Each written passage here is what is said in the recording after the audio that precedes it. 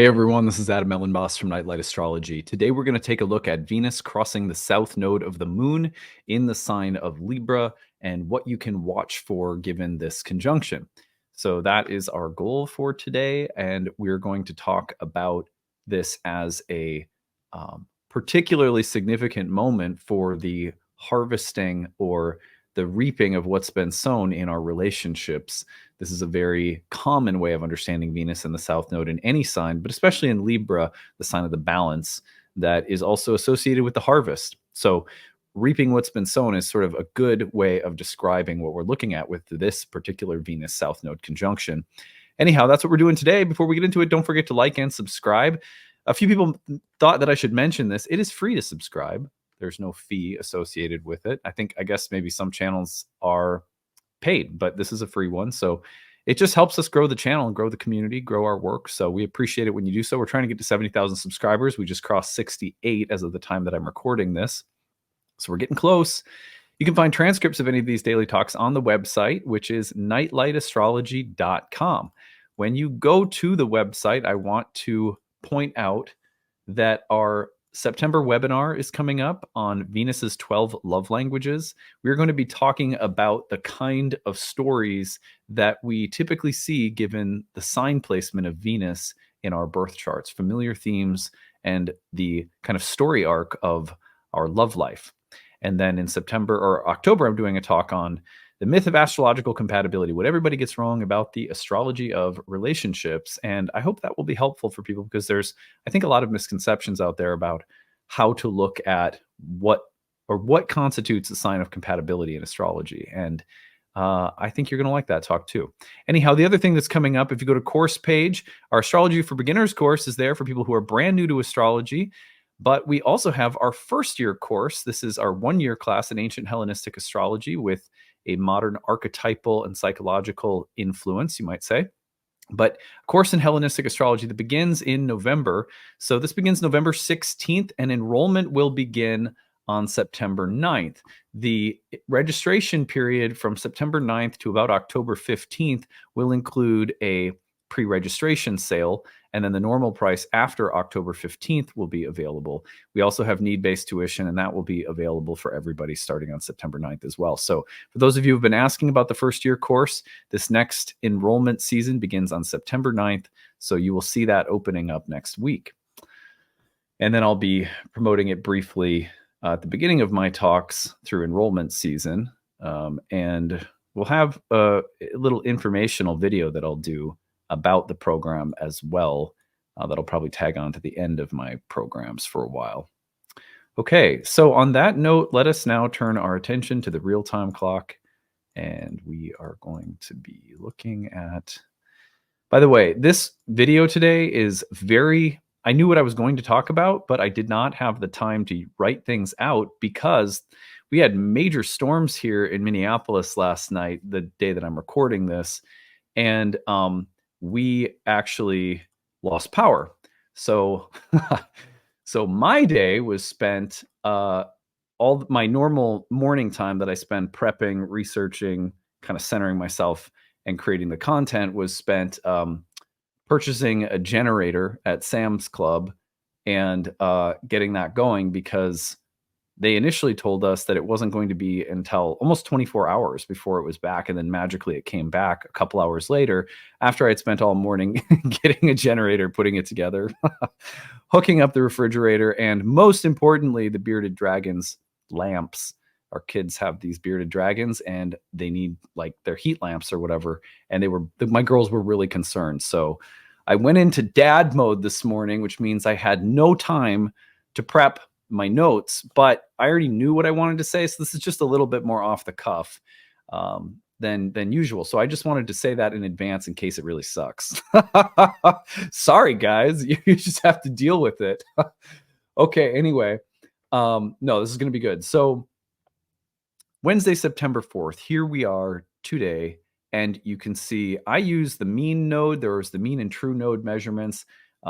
And lately I've been kind of playing with both, but today, anyhow, the mean node, Venus crossing the mean node, moon's in Libra as well, this early waxing crescent moon phase. And so it's interesting that Venus at the south node is toning this lunar cycle. We talked about that a little bit in yesterday's video, which I think I accidentally mislabeled as Monday because we did horoscopes Monday, but I don't know. I've been a little off on some of the like details of my talks this week. So Venus crossing the south node of the moon is significant because it is the ruler of the south node, for one thing, and Venus is in her own domicile and she's very comfortable there. And then we have some very particular meanings from the south node. Now let's go back in time because I want to go back into the early part of March, or is it late March? I think it was. Yeah, so here we go. So we had a lunar eclipse, you might remember. And this lunar eclipse took place at about the 5th degree of Libra. And this lunar eclipse was on March 25th of 2024. There it is, lunar eclipse at about the 5th degree of Libra. So the reason that I'm pointing this out is that this passage of Venus and the south node of the moon that we're seeing now here on Wednesday, September 4th, is happening as the moon. Let's watch as this plays out. See, the moon will cross that degree, the 5th degree, which is the eclipse degree in Libra that happened in late March, and it will cross it at the same time that Venus and the south node are merging. So that's significant because in a sense, what it's doing is it's allowing this crystallization of insight and wisdom that is really dating back to that eclipse. And of course, the eclipse itself and the sign of Libra and the house of Libra in your chart carry a lot of history when there are eclipses, 9 and 18-year cycles of the nodes returning to these places. And so the point is just that this is a very powerful moment. It's a loaded moment that has a lot of history behind it. You might not think so, because you're like, Venus in the south node, it lasts only a couple of days. Yeah, well, it's happening at the same time that the moon crosses its eclipse degree from late March. And it is happening as the ruler of that eclipse is now back on crossing that degree and crossing the node. So whether it's a process that has a lot of history, years of history, or it's something that maybe ties back to things that started happening in March, either way, right now you could see as a moment of reaping what's been sown. Now, to me, the reaping of what's been sown, given the signification of Venus, starts by looking at relationships. That and the whole sign house topics of Libra in your birth chart. That would be a very good starting place. Let me give you an example. So the 6th house is where Libra is in my birth chart. And in late March, we had a change in some of our staff. And one of our staff is in the process of moving to different pursuits. And she will finish her employment that we agreed to at the end of September. So the point is that as the moon and Venus are crossing one another, she's finishing up some of her final projects for us that will then mark her moving on to new things. And we're obviously really excited for her. She's been amazing, stuff like that, you know? So it's a good thing. It's not a bad thing. This is very much Venus in her own rulership. So she's going to be finishing some projects for us that date back to the recognition that she needed to move on to new things that came under the eclipse in Libra, both in my 6th house, the place of employees. If you own a business, your employees you can find them often in the 6th house. So that eclipse led to her giving some notice and us agreeing on an arrangement where she would keep doing work through September. And now as this is happening, we will see the completion of that work. Very easy, very simple. And so it can be that simple, and we don't always recognize it because we think we're looking for like these major, major things. I would say this is a pretty simple thing, but very cohesive along the timeline that you would expect. Now, I give that example just to kind of, prime the pump for your own delineation. So you can work with this. but start with relationships. That's a working relationship because it lands in my 6th house. And so anything that, could qualify the type of relationship you'd be looking for would have to do with the whole sign house topics. So start there. First house, it might be about your relationship with yourself, your body, your own health and psychology. The 10th, your employees. The 9th, maybe religious teachers or people in religious or educational settings, right? Like that. So you go on and you find the house topics. But the second thing to think about here, aside from the house topics, is just generally that relationships that have been shifting maybe since March, or maybe even with longer historical patterns connected with them, are now ready to bring forth their harvest. Now, sometimes the harvest with the South Node is difficult. The South Node has long been associated with those kinds of karmic insights or realizations that come through things like purification or purgation or a little bit of loss, or sometimes the element of mental or emotional suffering, the difficult work that we do that turns into gems or jewels of insight, understanding, wisdom, maybe spiritual growth. So I think a lot about how Indian astrologers discussed Ketu in ancient astrology, and it was really a planet that could aid us in liberation from karma. Karmic release is found in the South Node, but it often comes through the insights and realizations and the things we have to let go of, the lessons we've learned, the wounds we're, like licking our wounds, and we're applying salve, and we're moving beyond things that maybe trapped us in the past.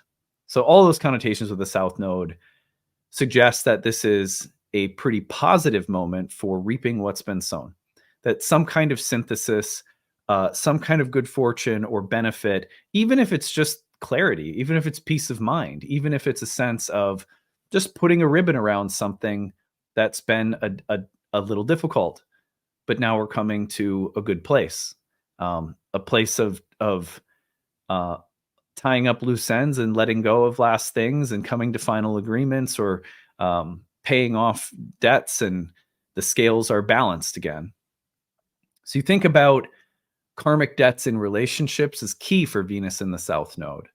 Crystallized insights around love and the give and take of relationships is thoroughly Libran. So what am I getting? What am I giving? Are they balanced?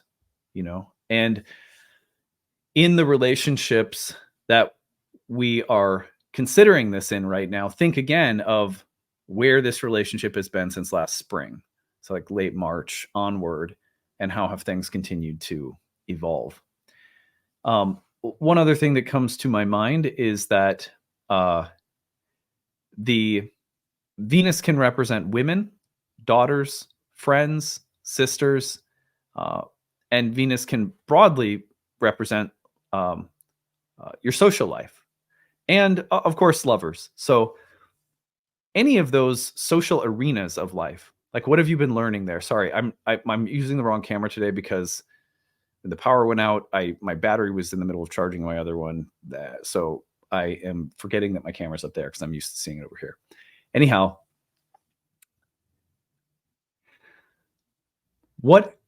how have you grown, learned, evolved? What kinds of crystallized insights are you receiving right now, or the result of a karmic process with respect to your social life, your friendships, with respect to working relationships, with respect to the give and take of key relationships in your life? There's also like treasure in the ruler of the South Node coming to the South Node. It is as though reaping what's been sown can mean like, okay, there's a lesson, there's a crystallized insight that's come through some work, but also just the blessings or benefits of certain processes that are culminating. When planets cross the South Node, it's not just, okay, we let go of old baggage, or we have to grow beyond bad habits or something. Those are legitimate interpretations of planets crossing the South Node. and potential regressive pulls back into old stuff can come up too. But also, especially when benefics cross the south node, it's like, it's like an unexpected package is delivered at your door, and it's fortunate. Especially a benefic in her own sign crossing the south node that she rules. It's like, congratulations. What was that? What was that thing when I was a kid? The Publishers Clearinghouse? Is that what it was? Do you guys remember that? Oh my gosh. Anyway, so yeah, the unexpected good fortune of Venus in the South Node. There's stuff that's coming up in the garden, and it's like, it's tasty. Look, there's berries. There, like if you like tomatoes, there's tomatoes. Beautiful harvest that's coming in right now with respect to the way we've grown and developed and evolved, probably in some kind of social context, social relational context, and it's paying off. We're seeing something bear fruit. And that is one of the most exciting and positive significations. But remember, a lunar eclipse in this sign also suggests, the lunar eclipse, especially with the South Node, suggests big events that come up as a matter of the culmination of old material. And a lot of that is going to imply the difficult insights and work of making sure that relationships are balanced and intelligent and fair, and that they're not superficial. They're real, but they're also boundaried. Remember, Venus and Saturn are the co-rulers of Libra. So this suggests a maturing in some social dimension or in a particular relationship of our lives. I can't help but notice that at the same time that Venus and the South Node are crossing and the moon's hitting the eclipse point all on this day, that we also have Mars ingressing into Cancer, the place that Mars is in its fall, and a place where Mars will sometimes bring up family drama. And so isn't it interesting that there's a little bit of a signature of emotional strife or division or intensity, and potentially around relationships with family members in the sign of Cancer for Mars, often something that comes up. At the same time that we see this kind of moment of beneficial or what am I trying to say? Sorry. A beneficial connection for Venus and the South Node in Libra. So it's sort of like there's this way in which we're tidying up some things in our lives, in our relationships. And just as that happens, Mars gets a little perturbed in the sign of Cancer. It's like, we can't please everybody. I wouldn't be surprised if the place we're coming to, the conclusions we're arriving at in various relationships, choices we're making in various relationships, insights we've gathered or gained, the harvest that's coming in, is immediately connected to some level of antagonism or emotional turmoil at home or in family. When we grow in our insight and our relationships change, because we are also a member of other constellated groups of social groups, family, community, etc., it is often the case that those insights and moments of growth or greater maturity in one relationship have a kind of ripple effect, sometimes unconsciously, through the other constellations of relationships in our lives. So don't be surprised if, as you're kind of moving across a finish line with Venus in the South Node, that it immediately triggers some kind of intense focus on the Cancerian dimension. So more vulnerable, emotionally, emotionally tender places. Okay, so those are my insights for today. No notes, sorry. It's a little bit rambling, but just looking here, and the other thing that one thing that also comes to my mind is just Libra is so much to do with judgment and evaluation. And there's this, age-old teaching that, judge not lest you be judged, right? Or treat other people as you would like to be treated, so this kind of thing. And so I also wonder if this isn't a moment of insight into how we've treated other people and how they've treated us, and a reflection on like what is the right way to coexist with other people, and is there some opportunity here for greater reflection or learning in terms of how we value and care for the people we're in relationships with, even if those relationships are not as personal, if they're more transactional. A lot of work relationships are more transactional, they're functional, but still some greater awareness of the care and decency and respect that is needed for all kinds of relationships to work.